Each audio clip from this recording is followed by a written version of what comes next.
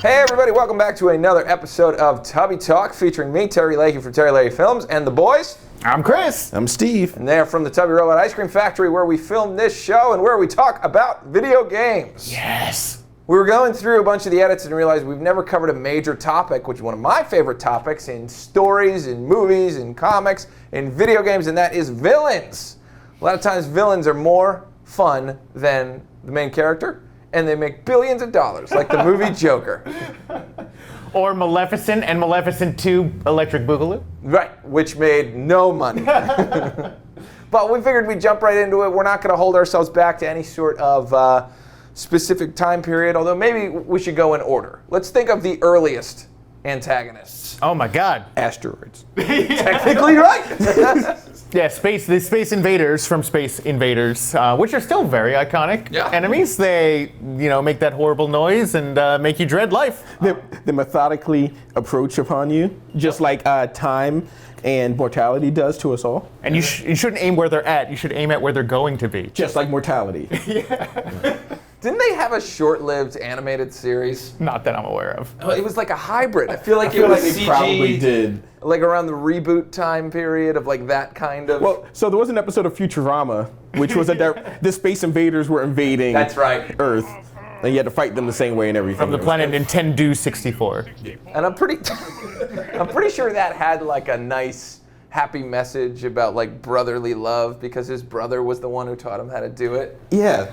No, his brother was the one who always got the last invader for him, and he couldn't do it. Yeah. Oh, and this time he had to do it himself because it's in the future. Rodney, I want to say his brother was. I don't know. Yancey. But then That show always snuck in like feelings. Definitely Yancey. Yancey. Yeah, was his brother's name. Okay. But then that brings Donkey Kong to mind. He was Donkey one Kong of was the original ones, and became a protagonist. He's got a whole, several spin-off series at this point. Yeah. But I like that he went from antagonist to protagonist immediately, and Mario became the antagonist. Although there were like multiple Marios, and they kidnapped Donkey Kong, and his son Donkey Kong Jr. had to save him. Who is Cranky Kong? No, he's Donkey Kong's dad. Donkey Kong is Cranky Kong. Donkey Kong Jr.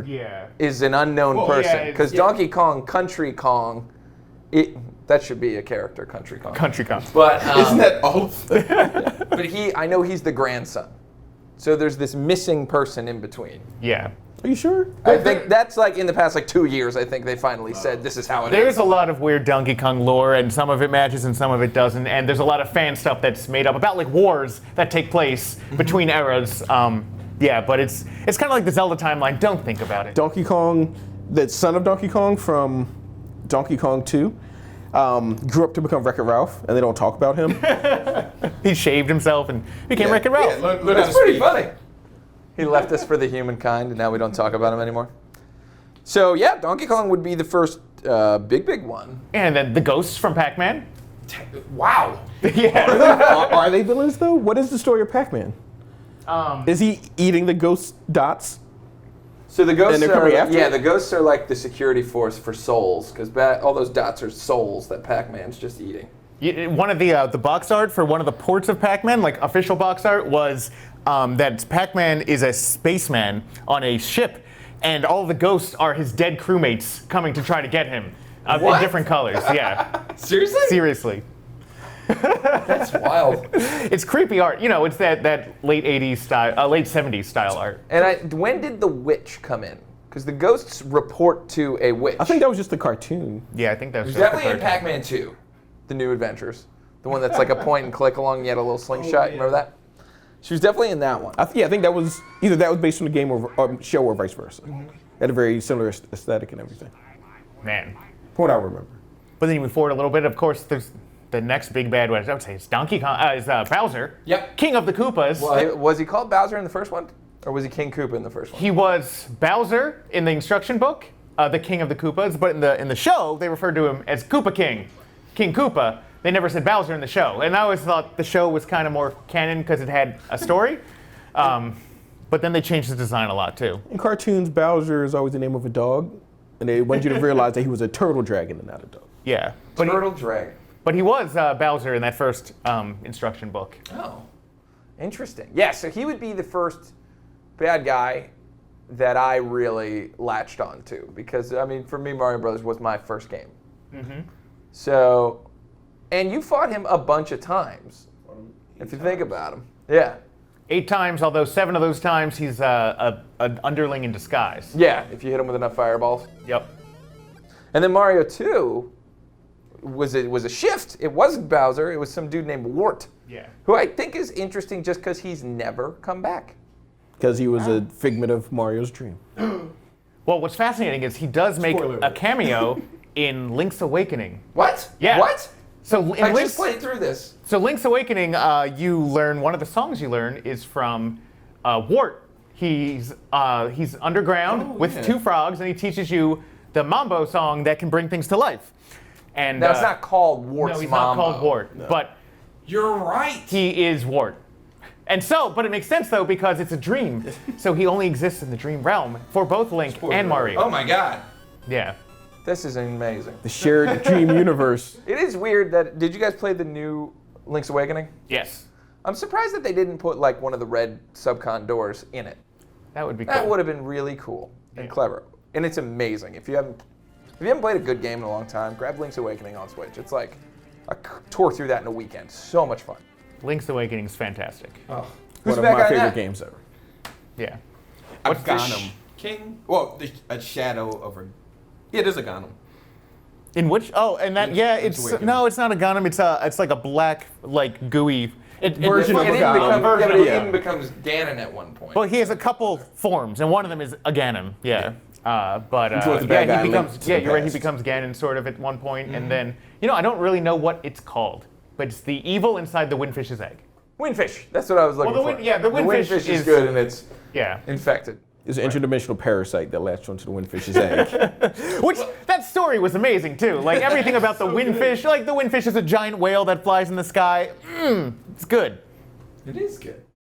So Zelda's a good one to pivot to. Yeah. Because Ganon shows up in the first one of that. And it's funny a lot of these we've talked about that showed up on the NES, they're still around, which is pretty interesting. Like I like when, I don't know, maybe I don't like new things. Wart was cool, but I like that I'm always fighting Bowser at the end, and a different version of Bowser at the end of every Mario game. And just like you fight a different Ganon in every Zelda. But the Ganons are very different Yes. They changed. from game to game. But the original one was just the pig, right? There was no human form? Right, it was just the pig.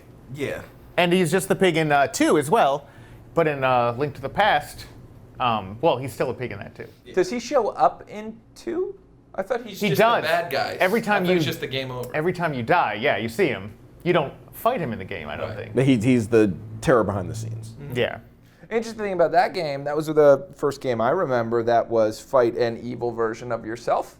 So Dark Link is a great villain who has like tons of lore online because you know nothing about him. He's just this shadow that Palette shows up. swap of Link, and it's very irritating to fight. Although Dark Link was a ripoff of Dark Billy and Jimmy from Double Dragon, Really? which is, yeah, chronologically the first shadow boss of the 2, I believe. Because it was in the arcades before Link Legend of Zelda came Is it the Shadow Lord in Double Dragon? It's literally a copy of. So if you're playing an arcade version 2-player, at the end after you save Marion, the 2 players have to fight each other, and the winner gets the girl Which is and awesome wins. because you're brothers. Which is really messed up if you think about it, because she was Billy's girlfriend at the beginning of the story. Pick you up and steal your girl. And then they both get there to save her, and then Jimmy's like, I didn't do all this for nothing. But That is really messed up, actually. There's a lot of horrible layers you could take that. But if you're playing with single player, you fight a copy of yourself. And then in the second game, that's when you fight like the Shadow Lord, who was like, I guess he was given a backstory, the Shadow Self. So even if you play 2-player in Double Dragon 2, you fight a shadow copy of yourself that does the same moves you do like a split second after. Another good villain was the Evil Queen, or the Dark Queen from Battletoads. Yeah? Because almost nobody got to see her except for the box art on the side of the. And the first little cutscene when she's like yelling at you. Well, yeah, Yeah. She's in every cutscene between every level. And But, she's so hot. They they had to tone her down for the show. Oh man, think. I don't ever think I saw the show actually. I don't think I did either, but I watched like a 4-hour documentary. I mean, she's on basically YouTube about it. 4-hour documentary. I gotta see that. It seemed like it was that long. But it was just like, it's like I probably made it, like something he like made. I mean, they basically took her from like a heavy metal album cover and were like, Totally. Star Queen, yeah! And the Battletoads wore like spikes on everything. Yeah. Yeah. And they turned into like knee pads when they went to the show or whatever. Yeah. Not as spiky. Yeah. Not as BDSM. Yeah, they didn't want any leathered froggies. Leather froggies. So NES villains that were either super difficult or have a special place in your heart. There's so many that are super Oh, I would say, sorry, I don't mean to jump right in, but Kirby's Adventure, Nightmare, that took me a long time to get through, because at the end of the game you fight DDD just like you did in the Game Boy game, but then it turns out DDD was not the bad guy. He was trying to stop you from screwing with Nightmare, who's the real bad guy who's going to destroy all the world, who looks totally different on the NES one than on the remaster. Oh, wow. But he's essentially like a bat-looking creature with like these wings that come out. He's different but it's than like a Meta cape. Knight? And he's huge. He's humanoid. He's got googly eyes, right? He does have googly eyes, but it's the only time you actually get to use the Star Rod. Like the level starts differently. That section of Kirby's Adventure is totally different than the entire rest of the game. It becomes a shooter where you can push up and down and fly up and down. It's constant flight, and you're just swinging this Star Rod, shooting stars at him. And it's hard. Like it's a hard area to hit because only when he opens up and you see like the nightmare dimension or whatever inside him, can you hit that to actually think? And young Terry did not figure that out. So he was just hitting tons of stars at this thing that was not flashing and taking no damage and just dying out of frustration. Like, poor little Terry. It sounds like a harder version of the end of Super Mario Land, where you fight Tatanga. yeah. You It fight is. in the Sky Pop, and it's a shooter again, which is another unique Mario villain who never appeared again. He did appear again. He did, He yeah. did appear in Mario Land 2 as the kind of boss Six of the golden Space coins? Zone. Just kind of like a chump. Yeah, he wasn't in his ship anymore. It wasn't a gun battle. What do you call that? Dogfight. Dogfight. Thank you. Yeah. Wasn't a dogfight, yeah. But it was. I mean, that's one of my favorite games too. That's a great game. And that is hard at the end when you're fighting that cloud. Is he in a cloud at first? No, there is a cloud. I think that's like the mini boss. You Right. fight him, and then the next one is Wario, who becomes a protagonist as well. But Wario's a fantastic enemy, who literally translates to bad Mario, which is Does? Yeah. So Wa is a prefix that means bad in Japanese, so it's bad Mario. Oh my god. Which is why Waluigi sounds really stupid. But it's bad Luigi. Yeah, it's bad Luigi. So Wario's essentially bad Rio, Yes. technically speaking. Well, Mario would be Demon Rio. Demon Rio. Ma's Demon. So it'd be Demon Rio. Yeah. Yeah. Wario's a good one. Yeah. Wario's a good one because he was a straight up villain when he first showed up, and then he just got a game. Was that the first time that happened? Like the next. Yeah, I mean, it was like Well, except for a Donkey Kong Jr. kind of. And Karnov. Well, yeah. Some bad dudes. That's true. That's true. You're But it wasn't like directly after. Like this was the next Super Mario Land game was Wario Land. yeah. Super Mario Land 3. Wario Land. Yeah. Wario wasn't as much of a villain as he was just greedy, though, right? His whole thing was he wanted all the treasure. Yeah. Well, he stole Mario's house in the beginning. He was like, "Get out!" Yeah, Get out of your there was house, hatred Mario." in that one. There was hatred in that one. Yeah. Now, did he have a good? Now, the thing is, if you read the Big Yellow Book of Mario, like I did, the comic series, you would find out that Mario is actually a dick, and that Wario was just reacting to Mario teasing him when he was a kid for not looking good in like a cowboy outfit. Yes, absolutely. All true. That sounds about right for everything involved.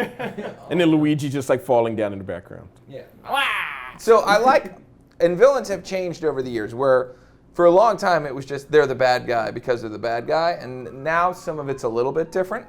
Largely not really, but there are you mean like now it more examples. nuanced? Yeah, it's more examples of nuanced villains and things like that. Yeah, because storytelling has gotten more nuanced. But even then, like my favorite villains are in the modern games are ones that tie into the gameplay and the narrative. And my favorite, probably of all time, is GLaDOS from Portal. Did you ever play Portal? I never played Portal. Oh, you would love Portal. It's really good. Portal's really good, and GLaDOS is the narrator. Basically, she is a evil AI that is putting you, a human subject, through tests and messes with your head and the whole time taunts you with cake, which I'm sure everyone's seen the 1,000 memes about it. And, I have not. The cake is a lie. You've had to have heard. You've never heard that? Cake is a lie. Oh my God! You're the only one. Yeah, the whole time GLaDOS is just talking about how like, oh, when you finish all these grueling trials, there'll be cake. And you just see like graffiti scrawled on like behind panels on walls that say like the cake is a lie. Don't trust GLaDOS. Yeah. So she's amazing, and she has got this like monotone robot voice the whole time, and it's one of the best video games ever made. Like you got to play it, and it's not very long. I believe her voice actress is the voice of Siri, unless that was a rumor that was debunked. But I think it's the same. I think it's the same actress. But she's wonderful. So that's modern. What about NES? NES. I mean, the one that comes to mind would be Dr. Wily, who is classic. Dr. Wily. But he was always really annoying to fight. Like, he always had some stupid trick. You know, you had to use bubble lead on him. And it was hard. He pretended to be an alien, and then it was really Dr. Wily the whole time. I like, and they got a ton of use out of that bad Dr. Wily sprite. Yeah. Because that's what is that, 10 games worth? It's that Wily sprite that you fight, and he gets in a little device that gets in a bigger device, but you have to fight 8 other people to get to them. Those are legitimate hard for a kid. Eight other robots, and also the true villain of Mega Man, the Yellow Demon. Oh, yeah. Oh, yeah. Which is just the blob with one eye that would just reform and fly across the screen, and it was, oh God, it infuriates me just thinking about fighting him. He was the reason I couldn't beat most Mega Man games, at least for a very long time. Yeah. I couldn't get past that one mini boss, but Yeah. he's a true mastermind.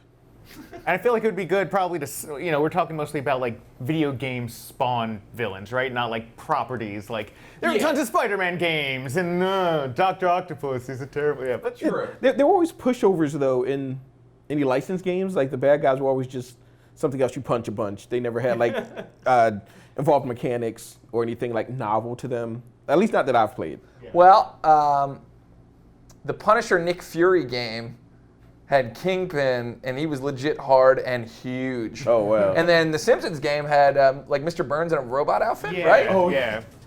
That was So they were unique. That was great, actually. Yeah. Everything about the Simpsons arcade game is awesome. Mm-hmm. Yeah, at the beginning of that was weird that the first level boss was like a giant jazz guy with a saxophone gets zapped and then becomes a wrestler, and the wrestler fights you like a big dumb ape.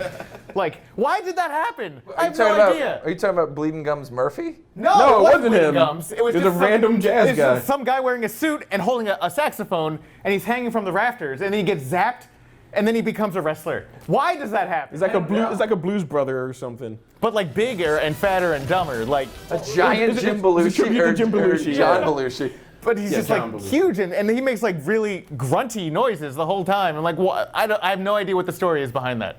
It's very weird. But yeah, Mr. Burns is a great villain in general. Yeah. Speaking of villains and robot suits and licensed properties, the Teenage Mutant Ninja Turtle 2, the arcade game for NES, Yes. had a really awesome villain, which was Krang inside of his giant mech. Yeah. I never got that far in that game. Oh yeah, Krang. See, and I thought Krang would be the end because I was like, Krang's the big boss in Turtles. Yeah, he's a big suit and he's a low brain in the middle. You punch him and beat him up, and then you fight Shredder, Who's supposed to be the real boss? makes clones of himself, and just teleports around, and it's infuriating. But there's a trick to it that once you figure it out, he's not that bad. That's another solid licensed game too. Like for me, that series really kicked off when it got to 3, the arcade game, and then into Turtles in Time is the one I've played more than anything else. Was Krang in Turtles in Time? I think he was. Yeah, he was. big He was suits in flying the around. beginning. He's got like you have to fight him, and he's got wings. Oh yeah, he's in the thing. Yeah. I think my favorite licensed boss though in the NES is Mike Tyson. Nice. Mike Tyson was a horrible villain because he was Because you couldn't beat him, and he was just very, very good at boxing, just And he was like a horrible real villain Mike in Tyson. real life at that time. Yes. I mean, it was just like a bad guy in like by the time the game was out and big, it was like Mike Tyson is in like jail and stuff. He's Yeah. like he's done all this stuff. He's like, oh, that's terrible. And also he beats the crap out of you as a little kid. Although, from what I understand, a lot of stuff's come out contradicting things. I don't know, but Yeah. Well, the real villain should have been Don King all along. Well, that's That's true. But you're right. I mean, punch his wig off his head. Yeah. a one-hit kill boss at the end of a game like Punch-Out is pretty rough. Well, He was only one hit kill if you got knocked down by other wrestlers. Like if you lost matches before then. If you got there without getting beat up too much, you could take a couple punches. Which is the only reason I ever got to the second round with him. Because it was very much like if you've been knocked out and had to continue once or twice, he knocks you out and you're retired. But if you haven't continued up until that point, then you get a bunch of tries. So you should never continue. You should always just quit. Yeah, just quit and start over. Interesting. I wonder if that works if you use the passwords. Like, do the passwords count whether or not you have already continued? I don't know, because every time I've used the passwords, I wasn't warmed up to play the game, so I'd start right at Mike Tyson, and he blinks, and then flashes, and punches me, and I'm done. And the hardest person in the Punch-Out for Wii is Donkey Kong. Donkey Kong He comes back as a villain again. He's kind of like a secret boss. Is Mario still the referee? No. It's Which is weird. It's like a regular looking Italian guy actually. Yeah, it's just a normal looking ref. I think. Do you have a NES villain? What an NES villain? I was Well, I would thinking say contemporary 8-bit with that. No. No. I'm gonna save it.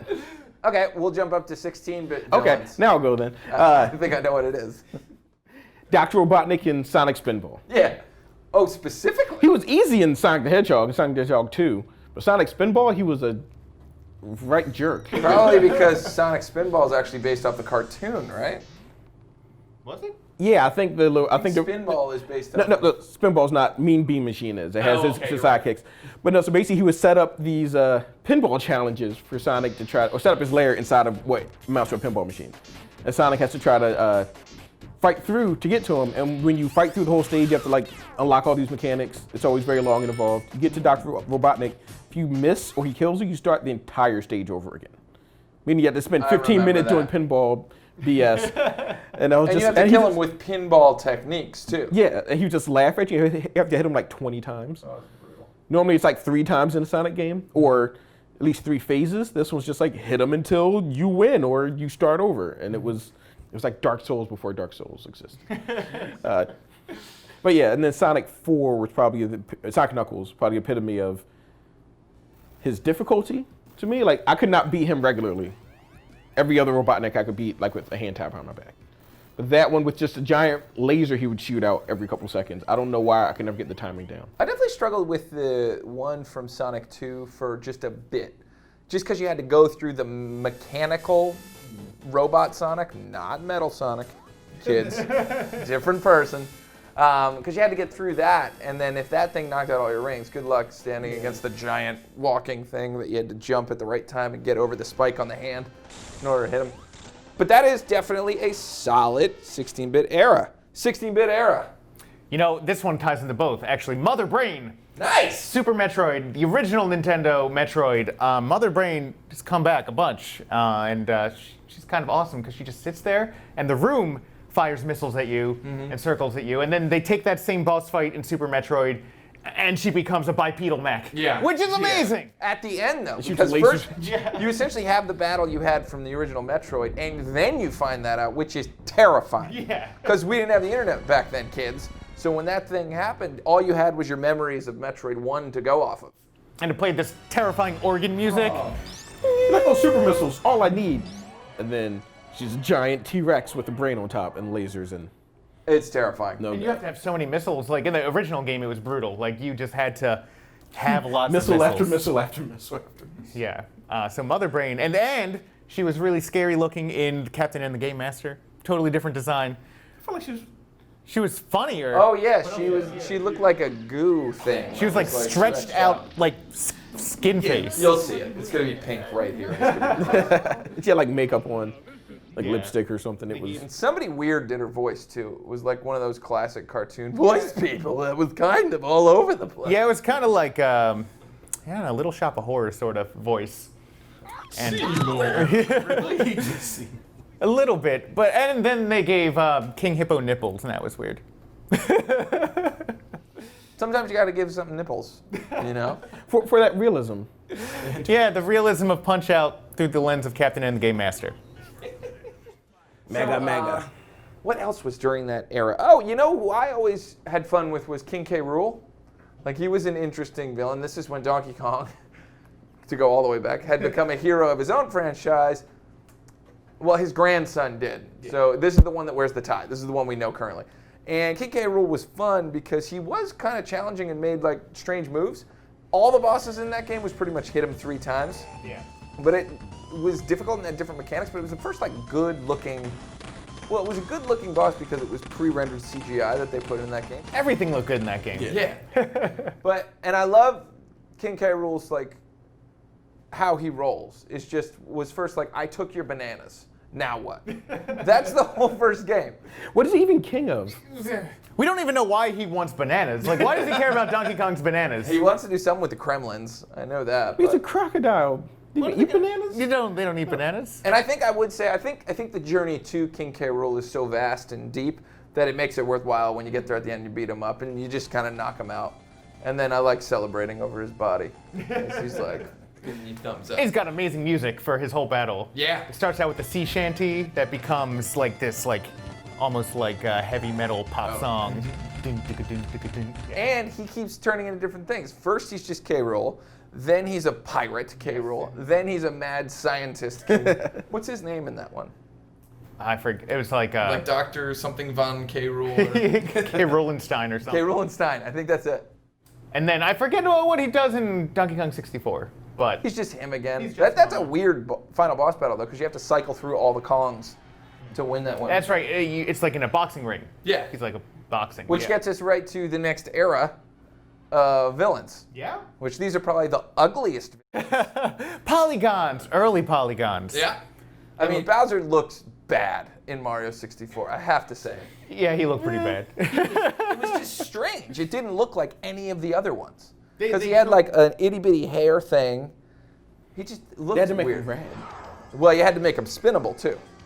Yeah. Cool mechanic, though, and fun boss fights, but yeah, that's a rough-looking Bowser. And I had no idea what Mario was saying through that entire battle, because you'd spin him and he'd say like, Salute, Bowser! And I was like, what does that mean? I always thought he was saying, so long, Bowser. Right, but it's very slurred. So long, Bowser? Yes, so long, Bowser. Yeah. I wonder whose idea that was. It was Charles Martinet. He Yeah. ad-libbed the whole thing. That guy, he does the voice of all 4 Mario-like characters. Wario, Waluigi, Mario, and Luigi. Good for him. It's all him. Good for him. In fact, like if you go on like his social media, he just like takes little figurines and does their voices in various places around the world. Yeah. Seems like a good guy. He does the narration for Bit Trip Runner, which is an awesome game. Doesn't have a very memorable villain though. Not good for that. Time and rhythm. Time. Auto-scrolling. Any auto-scrolling game, the auto-scroll is the villain. Yeah. Ultimately. Yeah, there's in that era right there. Right after that is Guitar Hero. Guitar Hero 3 actually did have a villain. At the end, you fought Satan. Oh yeah. Yeah, Lou. Which was Lucifer. But it was, I was confused. I actually made a comic about how confused I was about this. Was the last boss is basically, you know, the devil went down to Georgia. You play the song, you're in hell. But yeah, it was like heavy metal looking Satan. I thought that was a fun ending of that game. Yeah, and was he the true boss? Yeah, that was the end. Nobody was after him? No, I don't think so. Was Zach Wilde in one of them? Yes. He was. Okay, I thought it was going crazy. Yeah. He's not the boss for anything.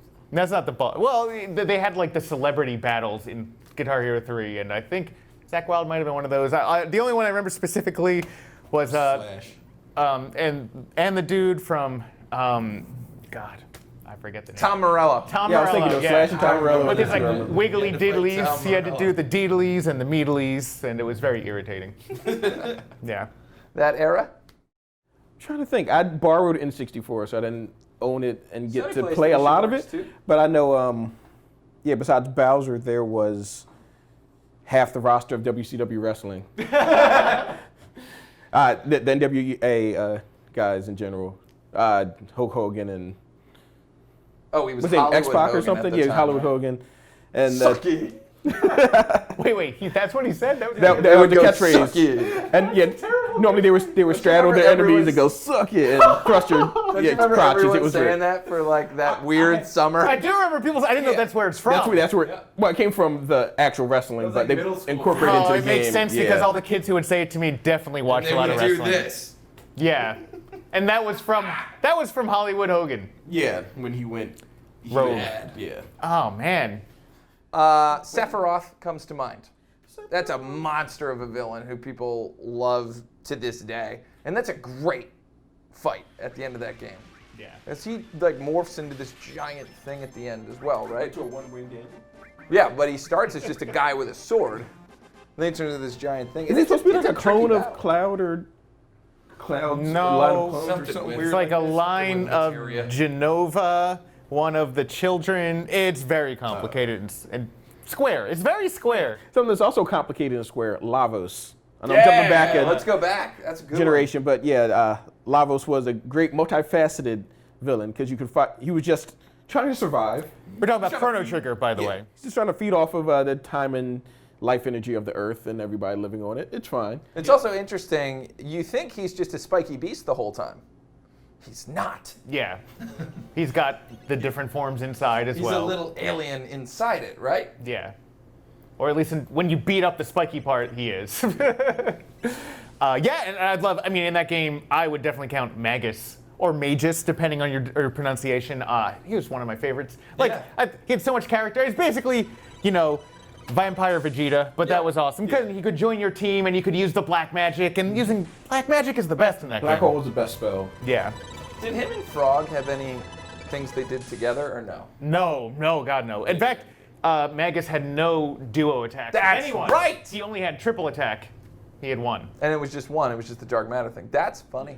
Yeah, because he's a lone wolf who You know plays what? by his own rules. While we're talking about weird villains, Earthbound is a very weird ending. I don't even remember it. I remember Saturn being the villain? dead. No, Mr. Sam's not the villain is Giygas. Giygas, there we go. And to fight Giygas, you need to be sent back in time. And the only way to do that is to put your consciousness in a robot body because organic flesh can't survive it. So they go through this procedure Yeah, and they all look with like terrible robots. noises where they basically rip your soul out, put it into a robot body, send it back in time, and then you go inside, which is like this womb creature, and you have to fight. It's one of the most terrifying experiences in any video game. Yeah, Angry Video Game Nerd does a great breakdown of this, and it just came out, I think, last year. Yeah. Of like, is a game he never played, and like when you talk about it, it's like, oh my god, they were really deep into like their lore and what they were thinking about. Like the whole thing could potentially be a metaphor for being born. Like, that's a lot to pack into an SNES cartridge, which is why they made it extra big. Yeah. No, Remember the box? yeah, it was huge because it had the strategy guide and smell-o-vision. Yeah. That was the big advertising ploy, which was horrible. Like, you can smell terrible Scratch and Sniff Snickers while you play the game. They did not know how to sell that game, and it's so good. I mean, everyone, it's redundant to talk about it now, how good it is, but yeah, that ending, like, it still as an adult you play it and like my stomach drops like during that fight because it whimpers at you and it does psychological damage to you. Speaking of psychological damage, Eternal Darkness has a great villain. Cthulhu. Yeah. No, just these weird demon things. But not really. That's just a way of me segueing into that generation of games.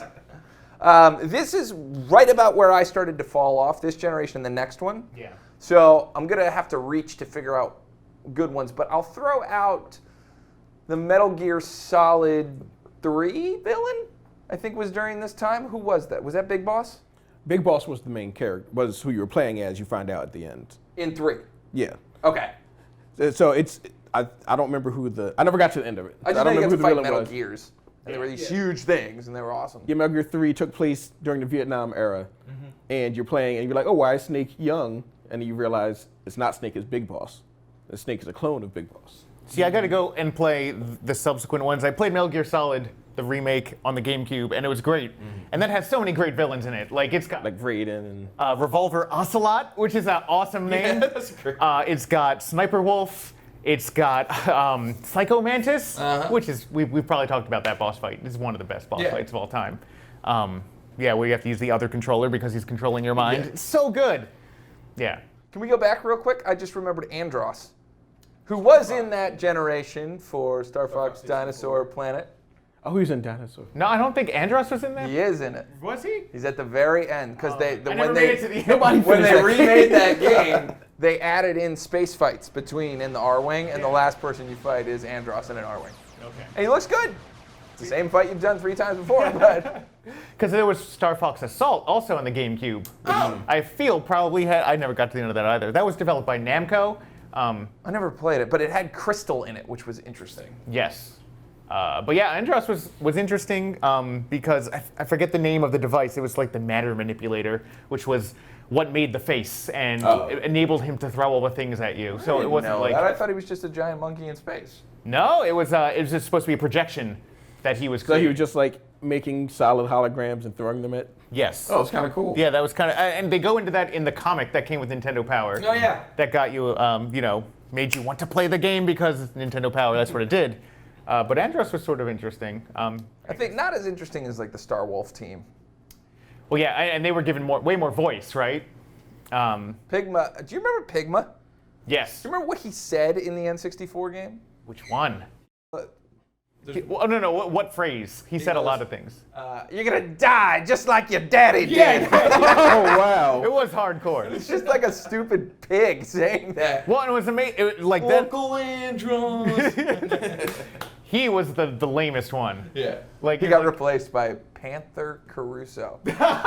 That's a cool name too. Panther Caruso. Yeah. That was his name. But no, that was like, oh, this guy's just got a job here because of nepotism and he sucks. Uncle Andross. Yeah, he sucked. But Pigma, so he was nasty because not only did he say that, but he was the one, he was originally on the Star Fox team Yeah. with Fox McCloud Sr. And Peppy Hair. and Peppy Hair, and he betrayed them. And so for him to come and say, like, you're gonna die like your daddy did, you're a jerk. That's the evilest thing I've ever. Yeah, well, he's stuck in the black hole forever, I guess. But Kind of. Kind of. But Somebody Maybe. helps you get out at the end. Dad. Still, well, is it like a ghost R-Wing that you fly out at the end? Yeah, it's like or at least an astral Something projection. gets you out at Oh, the end. okay. Yeah, at the end it's like, how do you find your way out? It's like, he's like, follow me, son. I got cool glasses. Yeah. Otherwise, I'm the same model you are. I'm also a human in F-Zero. Yeah, that's weird too. Was he a wolf or something too, or is that a different character? Well, No, Star Wolf. Wolf was a different character. Oh, okay. Star Wolf is like Star Fox's Wario, wreas Andross would be the Bowser. No, that makes perfect sense. Thank you. Yeah. Yeah, man, I had forgotten about, like, it's really oftentimes the side enemies are more interesting than like the big bad, because the big bad's just like, I'm evil. Yeah. But like the little guys you meet along the way who have some character, they're pretty neat. Yeah, so like Base versus Dr. Wily. Who made Sigma?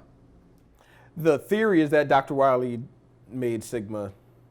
He definitely made Zero. Dr. Wily made some kind of virus that was inside of Zero and then awoke in the future and made Sigma, like became Sigma or something weird like that. Well, But the thing basically, is, we've never had that bridge game that you crave so much to tell us. No, you gotta get on making that, Terry. I do. Well, I'm finally getting back on Mega Man 11. I finished like 4 Robot Masters, then stopped for a year, and now I'm back. Mega Man 11's good. Yeah, Really fun. but it doesn't finish the story. The only Wily's. thing, And it, the music's not as good. Yes, I feel like we talked about this before. The music is yeah. So, Steve, what major villains in the modern era, or the almost modern era? So the first one I'm thinking of is nearest to my heart is the Reapers in Mass Effect, the Mass Effect series, which it takes place in like the 25th century, and humanity's found like these relays to take you throughout the galaxy, and you meet all these other alien species, and you join like the Galactic Senate and all the stuff, and humanity's like the new kid on the block.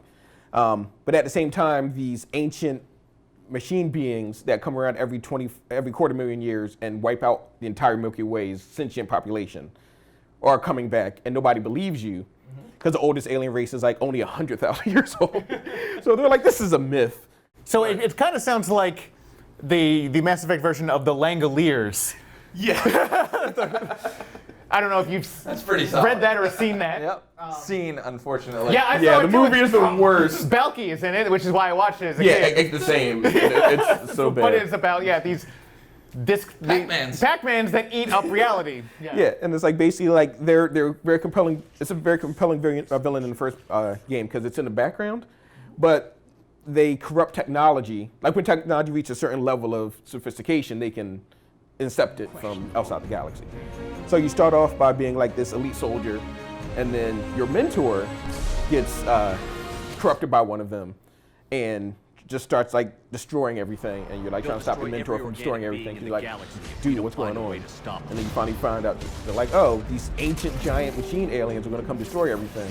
And the series is all about coming to grips with that and trying to foil their plans. And most people don't believe you, and the ones that do are like, we're not going to give up technology to not die. And it's like, well, you're gonna die. The ending wasn't handled very well, but throughout the series, the Reapers were like very like persistent threat. And you had like smaller villains, like there was the Elusive Man in Mass Effect 2, who was basically like an Earth supremacist, and his whole thing was like, we need to destroy everybody but us, so that the aliens, well, make sure the aliens destroy them and not us. So let's go hide. But of course, you need teamwork to stop giant ancient aliens that come around every 250,000 years. So that's a lot of very old. Yeah. And they know how to do a lot of things. Like they built the relays everybody uses to get around. They can shut down technology from a distance when you're flying around in spaceships and using space guns. It's not good. That's pretty scary. Yeah. But yeah, I feel like they did a good job making the atmosphere, being atmospheric villains. But also when the stuff hit the fan, you're like, oh, I'm fighting one of them now. Who like was this planet that woke up. It was crazy. Yeah, like Unicron-esque. Like almost, yeah. It was nice. But then something a little more low key from that like era that I really appreciate, because they're kind of become an anti-hero eventually, or the bad guys from Halo. Oh. Your first fight, it's another sci-fi thing, surprise. But they're like an alien race that humanity's fighting against, and you find out that they're only fighting humanity to get away from this bigger threat. It's like this mindless like zombie race, like The Flood. the Flood. Yeah, they're like fungus based or something. They just take beings over and make them like insatiable zombies that destroy planets and everything.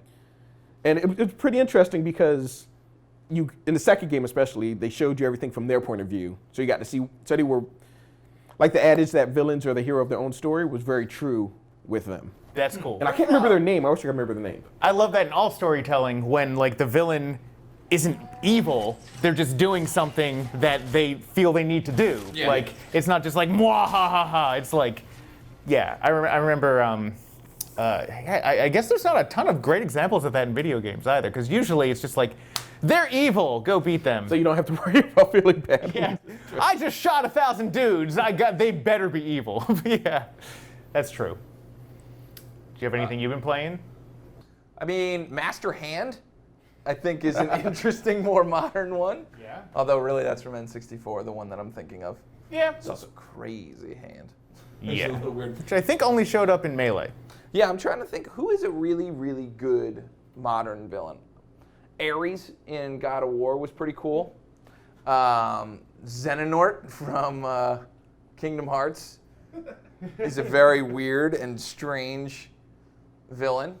But a lot of the ones that I liked were just kind of like remasters or recreations of ones that we had seen before.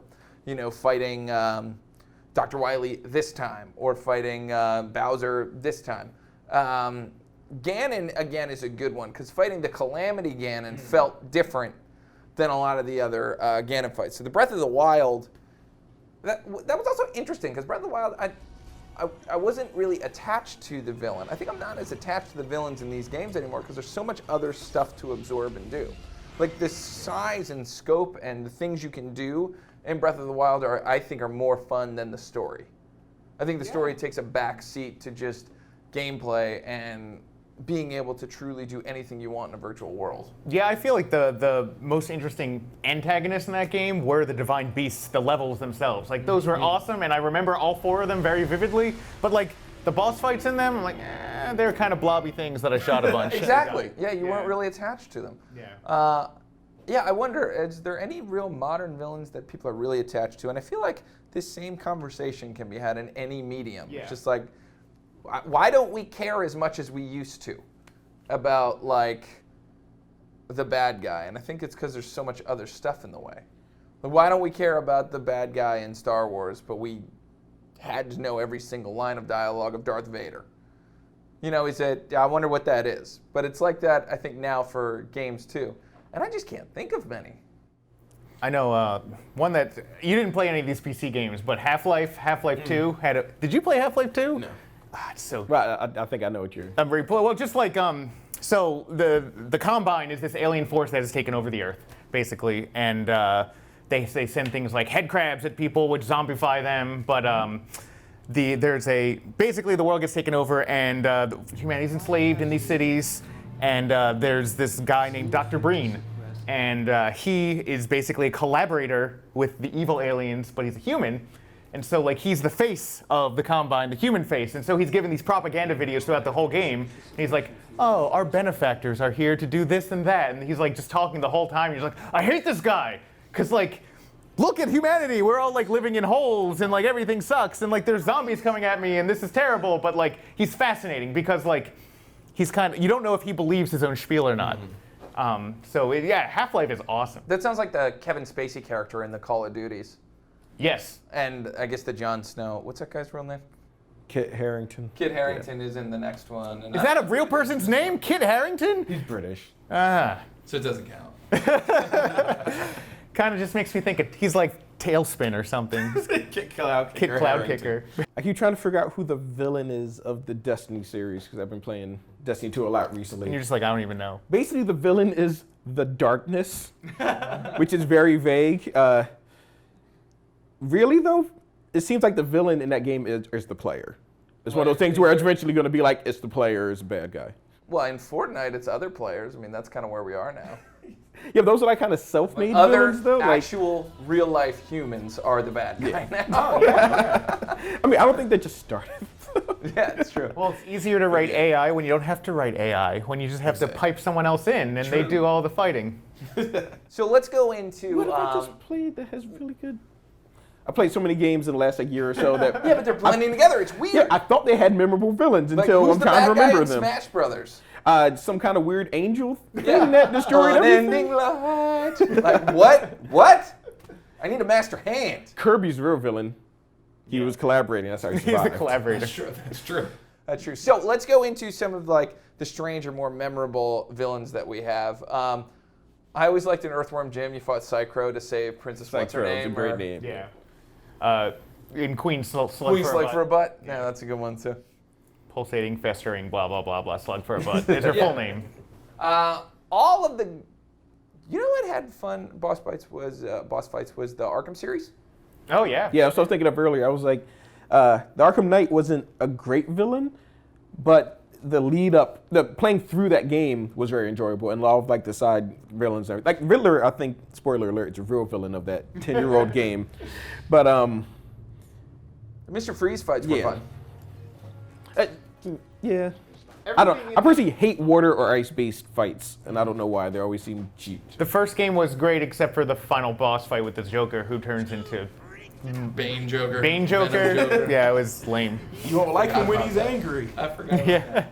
It takes everything interesting about the Joker away.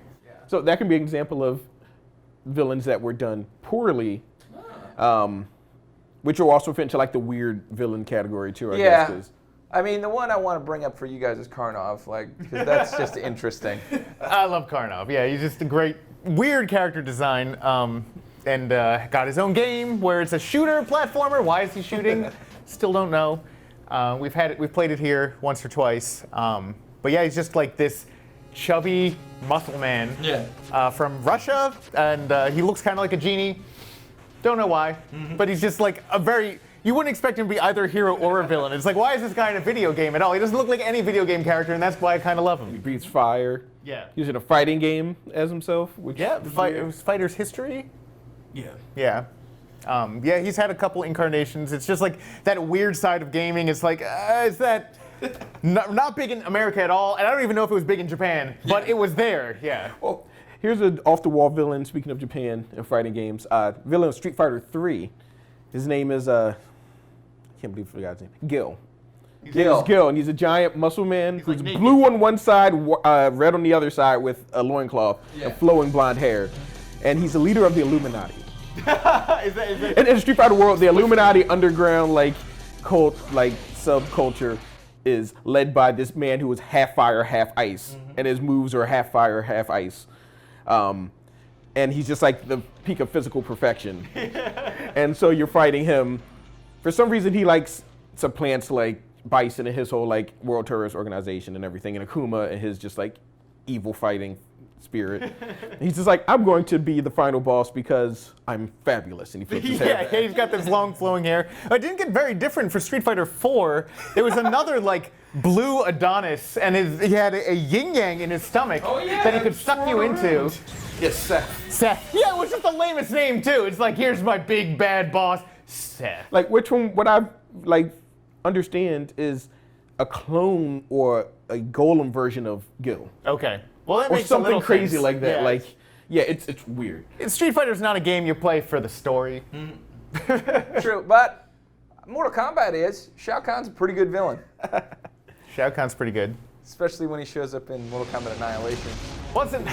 It's another one where I think the sub boss is a little more interesting. Shang Tsung is way interesting because he's just morphs into. I thought you were gonna say Motaro. Well, Motaro's cool too. Well, yeah, Shang Tsung was the boss of the first one, right? Yeah, I think. I don't think Shao Kahn showed up to Mortal Kombat 2. Right. And then I keep confusing him with the Star Wars character. It's Quan Chi.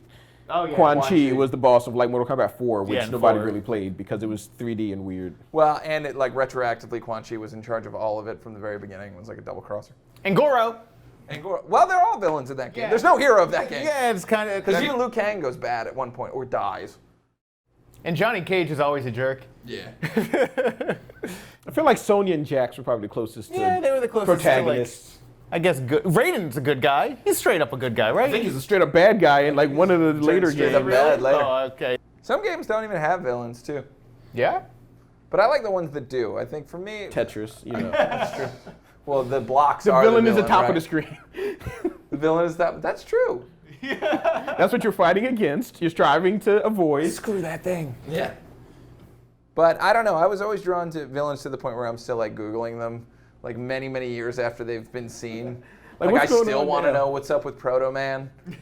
I'm convinced there's this giant lore that's in there about this mysterious character with a cape and sunglasses. But really, it's just So cool. Yeah. But it's the same as Boba Fett. It's that I think he looks cool. There is no backstory. He's just some guy that was there. Yep. Which makes me sad. And then you get a whole mini-series based on the species of Boba Fett because he looked cool for no other reason. It's good. Actually, it's not the species of Boba Fett. Oh, right. Species that made the armor that Boba Fett. Yeah, it's even more convoluted. Sometimes it's fun to be convoluted, I think. It is, yeah. Which is why Kingdom Hearts is still making games. We spent way too much time today talking about Salacious Crumb. Oh, yeah, Salacious. Speaking of villains, yeah, Salacious Crumb is the little cackling demon that sits on Jabba the Hutt's shoulder. Awesome. Yeah. Well, actually, let's go out on the greatest villain of them all, the dog from Duck Hunt. Yeah. Oh, yeah. That is the worst. Never hated any villain in a game so much. No, you really didn't. And there's nothing you can do about it until Smash Brothers. Then you can punch him in the face. But he laughs at you.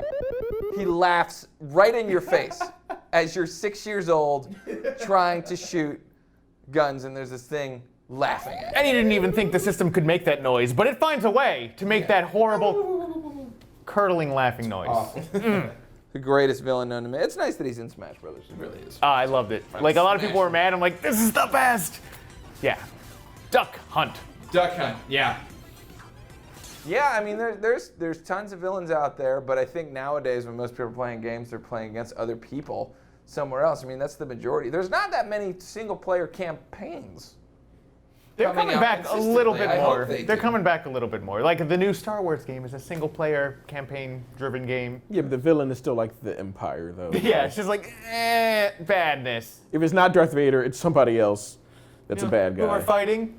Evil. We're fighting evil. I want to make a game where you get to fight Abraham Lincoln at the end or something ridiculous. Or Dr. I think Meat Boy does it the best. That's the best villain I've ever seen. Dr. Fetus? Yeah. Yeah, I mean, it's fun.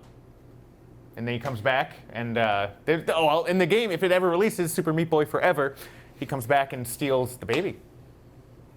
The meat baby? Oh, right. The Great Mighty Pooh. Oh, God. So, right off camera, we've been told about in Conker's Bad Fur Day, a sub-boss called the Great Mighty Pooh, who's amazing because he has a song. Yes, and you can't repeat those words. Yeah. It's got a lot of bad words in it, and it's about bad words, and I mean that whole game. That whole game. Now, that actually does have one of the quirkiest villain moments ever in a game, and it's not the song. It's after the song, when Conker gets there and he's kind of looking through, you hear him go, "Now I will wander around aimlessly," which is what all the bad guys always do before the player enters the screen. And that's what he does until you enter the screen. That always made me laugh really, really hard. I'm going to play the song later. It's probably playing right now. Lots of censored beeps. Yeah. So let us know what your favorite villains are. Let us know which ones we missed, because I'm sure we missed a lot. It's actually a huge category. It's big, yeah. So maybe next time we'll tailor it into specific realms. But I think we did a pretty good job. We definitely talked about the big ones, but let us know which ones we missed. As always, I am Terry. I'm Chris. I'm Steve. This is Tubby Talk. If you like video games and you like ice cream, please watch the show and come in and eat ice cream. And then watch the show here and tell them that you know us. We'll see you next time. You're the villain. You, audience. Don't listen to them.